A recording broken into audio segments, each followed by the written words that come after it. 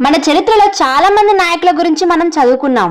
ఆ చరిత్ర మనకు కొన్ని నిజాలు చెప్పింది, కొన్ని వాస్తవాలు దాచింది. దేశానికి స్వాతంత్రం తెచ్చిన వాళ్లే దేశాన్ని సర్వనాశనం చేశారు. నా జీవితంలో చూస్తున్న నిజమైన గొప్ప నాయకుడు మన ప్రధానమంత్రి మోదీ గారు. మోదీ గారి నాయకత్వంలో దేశ రక్షణ కోసం చేస్తున్న కర్తవ్యాలను చూస్తుంటే దేశం మొత్తం గర్వపడుతుంది. భారత్ పాకిస్తాన్తో యుద్ధం అనేది చిన్న విషయం. దానికోసం చేస్తున్న చర్యలు చాలా గొప్ప విషయాలు. ఆపరేషన్ సింధూర్, ఆ పేరులోనే ఉంది నిజమైన పౌరుషం. చేసిన దారుణానికి సరైన గుణపాఠం. ఈ ఆపరేషన్ లో ఇద్దరు మహిళా కమాండర్స్ సోఫియా అండ్ వామిక, వీళ్ళిద్దరూ ముందుండి నడిపించారు. వీళ్ళనుకున్న టార్గెట్ ఎక్కడ మిస్ అవ్వలేదు. దాంతో నారీ శక్తి గొప్పతనాన్ని అందరికి తెలియజేశారు. పాక్ డ్రోన్లను, మిసైల్స్ లను మన S-400 సుదర్శన్ చక్రతో అన్నిటిని తిప్పికొట్టి భారతదేశ సామర్థ్యాన్ని చూపించింది.